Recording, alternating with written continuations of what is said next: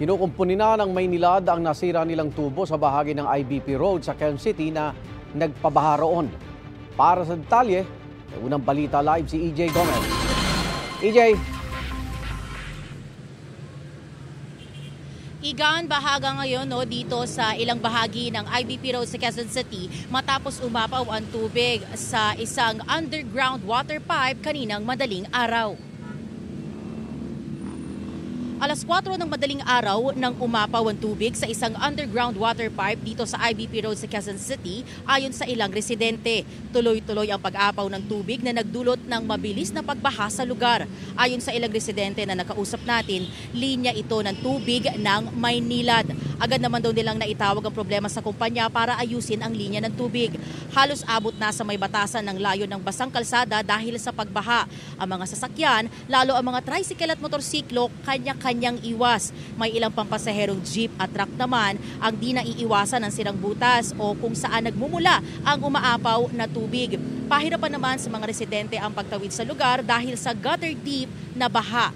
Di rin daw makakilos ang mismo mga taong nakatira sa gilid ng kalsada, kaya naman kanya-kanyang suot na sila ng bota. Sinusubukan pa ng GMA Integrated News na kunan ng pahayag ang mga otoridad at kumpanya ng tubig na nasangkot sa insidente. Iwas na lang, ganoon lang. Yan, iiwas yung tao, iiwas kasi baha nga, halimbawa yung tumatawid dito, iiwas talaga doon kasi mabasa sila. Yan. Ayusin nila, siyempre. Ganun lang naman yun. Oo nga, hindi kami masakyan kasi baha eh.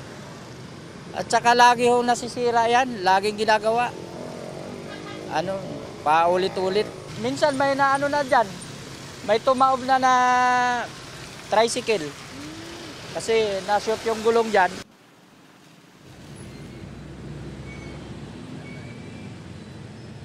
Igan, itong kinatatayuan natin ngayon ay pila mismo ng mga tricycle at taxi. Sabi nila talagang pahirapan perwisyo yung ganitong sitwasyon sa kanila dahil hindi makatawid yung mga pasahero kaya naman nababawasan sila ng kita. Meron din, ayan nakikita ninyo may mga nagwawalis na ngayon. Tapos about 20 minutes ago nung dumating itong mga tauhan o yung mga nag-aayos from Maynilad at sa mga oras na ito wala na yung umaapaw na tubig pero nananatiling baha dito tapos basa pa rin yung kalsada at hanggang sa ngayon na ongoing yan, nakausap natin sila, wala pang final na oras kung hanggang kailan ba matatapos yung kanilang pagkukumpuni para maiwasan na rin yung trapiko na nabibuild up dito sa bahaging ito ng IBP Road sa Quezon City.